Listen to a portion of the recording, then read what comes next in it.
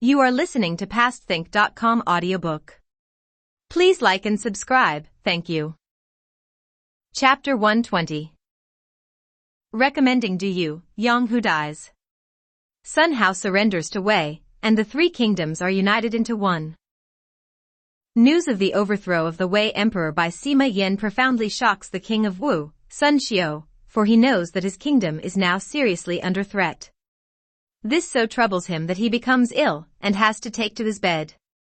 Summoning Prime Minister Guanzhong, and now unable to speak, he points at his heir, Sun Hao, and indicates that they should both assist each other. Having done this, he dies. When Guanzhong announces the late emperor's choice, disputes break out. The leading military officers complain that he is a callow youth, and what is needed now is a leader, such as Sun Hao, the son of Sun He. They are adamant that he should be their ruler.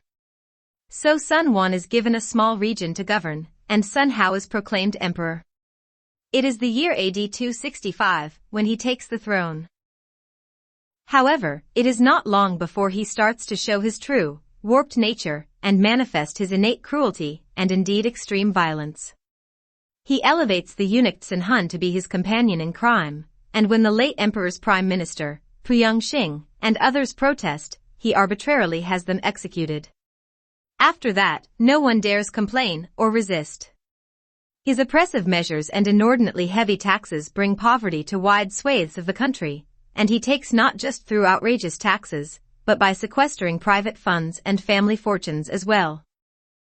Even his own appointee as deputy prime minister, Lu Kai, is moved to petition him. No disaster has happened, but poverty afflicts the people. Nothing is being done, but the treasury is empty. In times past the Han collapsed, and from its ruin arose the three kingdoms. Now the lineage of Xuanda and Cao Cao has also collapsed due to abuse. Looking at this, we can see what might befall us, says Lu Kai. He continues, we have less than a year of supplies, and this is already a serious problem. Your officials are loathed for the way they demand what cannot be given. The harem, which under Sun Quan was less than 100, now numbers over 1,000. He finishes his petition by asking the emperor, reduce the demands upon the people for military service, for labor, and for other services. Limit the number of women in the palace, choose good ministers, and get rid of the bad, and then we can all rejoice, as will heaven. In response, Sun Hao simply becomes even more extravagant, building vast palaces. He seeks advice from a fortune-teller, who assures him, good news, sire. In the future a blue canopy will enter Luoyang. Sun Hao takes this to mean that the Wu will conquer the Jin.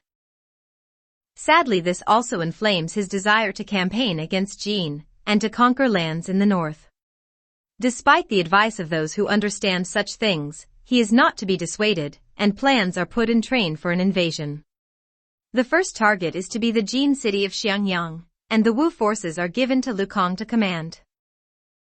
Sima Yan, the Jin ruler, is soon informed and asks for advice. Jia Chong points out, Sun Hao is deeply unpopular with his own people. Therefore it would be seen as virtuous if Jin invaded Wu because this could help launch a coup. As a result, Wu would fall easily. Sima Yan agrees wholeheartedly and orders Yang Hu and Xiangyang to prepare. Now Yang Hu has won the hearts of the local people through good management, and through having the troops plant their own crops, which means they have supplies now for up to 10 years. They do not have to take the crops of the ordinary folk. He has also been benevolent to any Wu soldiers captured who wanted to return to their families. His lifestyle is modest, and he is so beloved that he moves about with no fear of attack. He has a high regard for his Wu opponent, Lu Kang, and advocates caution. Indeed, he urges that there be no invasion until civil strife actually erupts in Wu. Over time Yang Hu and Lu Kang become real friends. They exchange gifts of meat and wine. On one occasion, hearing Lu Kang has been ill, Yang Hu sends his own special potion and physician to cure him. When such gifts are exchanged, cautious members of both entourages question whether they might be poisoned, and both men dismiss such thoughts as unworthy of the integrity of the other leader, and eat and drink happily. It is into this that the edict from the ruler of Wu arrives, ordering an outright attack on Jin. In reply, Lu Kang is politely forthright about why such an invasion will not succeed, and he also recommends that the Son of Heaven instead concentrate on virtue and keeping the peace at home. The ruler of Wu is furious. I know that he and the enemy are friends, and this is what this is about. And so saying, he demotes Lu Kang and sends instead Sun Ji to take over. No one dares breathe a word against this in the court. Over the next 10 years, the ruler of Wu's abuses of power grow even worse. His execution of anyone who opposes him becomes more blatant, and the fear he generates prevents any honest discussion or plans being undertaken. Back in Xiangyang, Yang Hu has followed events closely after the dismissal of his friend Lu Kang. Now he sees that Wu is indeed ready to rise in revolt, and he petitions the Jin Emperor for permission to invade. As he puts it in his memorial, heaven provides the possibilities, but we must do the work. He then sets out how desperate the people of Wu are under the tyranny of Sun Hao. He has every expectation that the request for permission to invade will be agreed. But while Sima Yan agrees, his advisors do not, and so no permission is given. Deeply disappointed, Yang Hu bemoans that a real opportunity has been lost. In the year AD 278, He travels to court and asks permission to retire to his home village as he is unwell. Asked for his advice, he says, Wu is ready for revolt and consequently for conquest, but if someone virtuous were to arise after Sun Hao, then the situation would change and the opportunity would be lost. Asked if he will lead an invasion, he declines on grounds of health and recommends the ruler find a younger man. Then he goes back to his home village. However, the return home does not solve the problem of his health, and a few months later he is at death's door. Sima Yan makes the journey to be at his bedside. Deeply moved by this, Yang Hu expresses his gratitude and loyalty to Sima. In return, Sima apologizes for having failed to act against Wu when Yang Hu so strongly and accurately proposed it. In response to Sima's question about who else could undertake the task, Yang Hu recommends Yu. Having ensured continuity, Yang Hu dies. Across the land, people mourn the passing of this great and, even more importantly, good man. In Xiangyang, the people remember that he loved to ride in the Xian hills. So they build a temple and carve a stele, and people go there each season to pray. Those who read the stele always cry, which is how it gained its name, the Stele of Tears. A poem has described this. Climbing at dawn to Yang's temple, I am moved. Upon the Xian hill in spring, just fragments of a stone. From the pines fall dewdrops. The tears perhaps of those who miss him still. So Sima Yan appoints Yu as commander. A remarkable man, his greatest love is his copy of the spring and autumn annals, which he reads every day, and even has carried when he goes out riding. In Wu, time has passed. Lu Kang and Ding Feng have died, and the behavior of Sun Hao has got worse and worse. The tortures he has devised, such as peeling the skin from a person's face, or digging their eyes out, shock and horrify the nation. Fear rules in Wu. Yet Sima Yan, ruler of Jin, cannot make up his mind whether to attack. Sometimes he is for it, then an advisor will make some objection, and he will change his mind. Then one day a memorial comes from Yu. He essentially argues that unless they attack now, the South will invade them. And so at last Sima Yan decides to go to war. Immediately he sends commanders and troops in many directions, each with a Wu city to attack, Yu against Jiangling, Sima Zhou against Tuzhong, Wang Hun against Hengjiang, Wang Rong against Wuchang, Hufan against Xiakou, while the navy is sent down the river to attack as well under the command of Admiral Wang Jun. In overall charge is Yang Ji, to be based at Xiangyang. When the news reaches Sun Hao, he is greatly alarmed and orders flow out of the palace to show resistance. But as he goes back to his private chambers, his favorite, the eunuch Sun Hun, can see he is troubled and asks what it is that so worries him. Our armies can deal with the land invasion, but I'm really worried about the naval attack. Well, says Sun Hun, I know how we can deal with them. And he comes up with an astonishing plan. Iron is collected from across the land and cast into thousands of mighty chains and huge iron spikes. These are stretched across the river, and the spikes dropped into the river channel to break up the attack and sink the ships. The first engagement of the war is a triumph for the Jin, who, playing on a fake retreat, draw the Southerners into an ambush which virtually wipes out that army. At the same time, Du has instructed 800 of his men to mingle with the fleeing remnants of the Wu troops, and thus they are able to enter the enemy city of Xiakou. As soon as they are inside they start fires, creating chaos, and very swiftly the city is taken. The knock-on effect on the morale of the Wu is immediate. The commander of the Wu Navy, Lu Jing, tries to scramble ashore to save himself, but is killed, while the commander of the city of Jiangling flees, leaving his city to the enemy. When he is captured, Du has him executed in punishment for such cowardice. City after city, region after region surrenders to the victorious Jin. Now, led by Du, the race is on to take the Wu capital of Jianye. As part of this attack, Admiral Wang Jun is heading down the river when his spies bring information about both the iron chains stretched across the river and the sunken spikes. Hearing this, he orders huge fire ships prepared and then sends them down the river. The sailors set fire to them just before they run into the chains and are grounded upon the spikes. So intense is the heat generated that the iron chains melt, the spikes fall apart, and the navy sails on. The Wu generals Zhuge Xing and Shenrong gather with Prime Minister Zhang Ti and recommend surrender. However, the Prime Minister is realistic. Wu is finished, he says, but to let it die without dying in battle is to dishonor our country. What shame that would bring upon us. Convinced by this and now united in this view, the commanders return to their troops and prepare for battle. And for death. They attack, and mighty is the slaughter. The Jin troops storm through, Shenrong and Prime Minister Zhang Ti are slain, and at that the Wu army disintegrates. A poet has written this about Zhang Ti.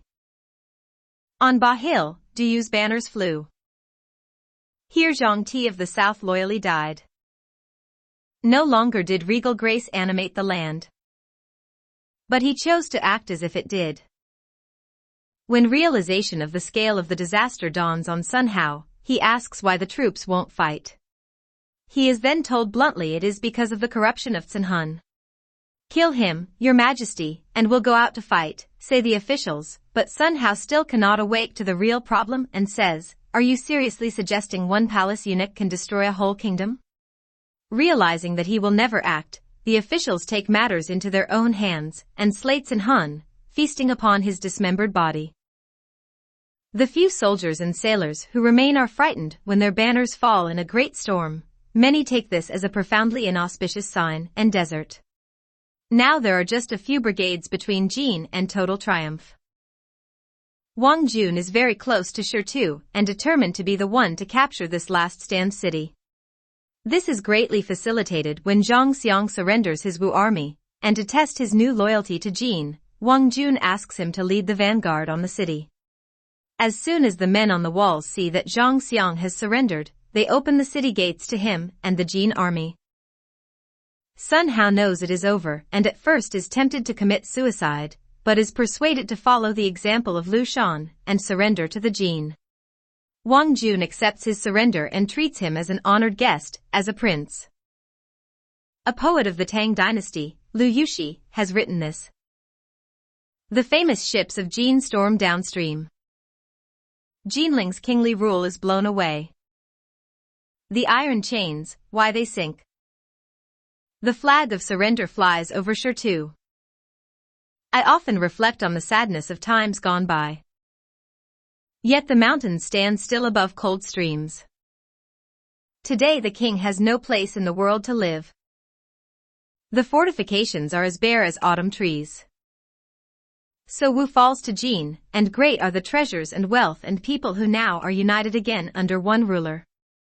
Du opens up the grain stores, and at last the ordinary people have enough to eat. They welcome the new rulers. At the victory feast in the Jin capital, and with tears flowing down his cheeks, the ruler of Jin says, "This day belongs to Yang Hu, I wish he had lived to see it." When Sun Hao is brought before the ruler of Jin, he makes a good impression through his use of humor. The ruler says, This seat here has been awaiting your arrival for quite some time, to which Sun Hao replies, funny that. I had one ready for you. Sun Hao is given a minor role, and this generosity is extended to all the honorable officials, or their descendants who have served the Wu, such as the family of the slain Prime Minister, Zhang Ti. So at last the three kingdoms are once again made one under the Jin. As the saying goes, empires collapse into chaos and empires arises from chaos. Lu Shan, the emperor of the Shu, dies in AD 271. Qiao Huan, ruler of Wei, dies in AD 302. Sun Hao, ruler of Wu, dies in AD 283. All pass away naturally in their own beds. A poet has summed this all up. When the founder of the Han dynasty took Xiangyang, 31. The sun rose on the lineage of Han. After the revolt, 32 Guangwu restored the Han. As a bird rises into the sky at noon. But then came as ruler Prince Xian. And the Han sun sank into the darkness of night. He Jin's foolishness empowered the eunuchs.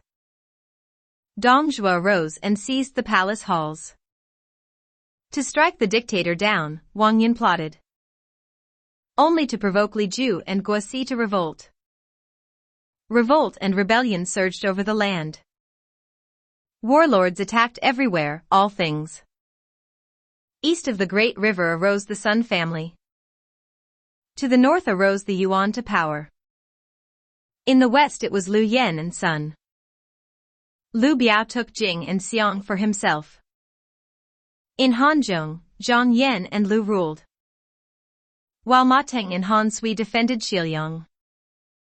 Tao Qian, Zhang Xiu, Gong Sunzan, brave men. But greatest of all, Cao Cao, the emperor's prime minister. Attracting to him those skilled in government and war. The emperor in his power, Cao was unstoppable. His armies ruling the north. From nowhere, though of imperial birth, came Xuanda. And his sworn brothers Guan Yu and Zhang Fei. Partakers of the vow to defend the Han. Without a home, he wandered the land for years. A group of no significance, but fate decreed otherwise. Fate brought him 3 times to Nanyang's countryside. And here Kong Ming revealed the true state of affairs. 3 kingdoms now exist, he said. Attack first Jingzhou and then Shu. Build your home there, it will supply you well. How sad. Xuanda had but 3 years. And to Kong Ming's care he left his son. By 6 invasions through the Qishan hills. Did Kong Ming try to change the fortunes of Han? But the mandate of Han had run dry. Kong Ming died, a star falling to earth. So Jiang Wei tried instead with all his strength. 9 times he invaded the north, but to no avail. Zheng Hui and Deng Ai came to the west. The mountains and streams of Han became those of Cao. 5 sons of Cao held the throne. Then the Sima arose and usurped the throne. In contrast, no great battle saw Wu end. All that is left are the 3 kings, no longer kings. All is change, change is all. This is fate, it cannot be changed. 3 kingdoms, gone as if a dream. And reflecting on this, why, we can only mourn.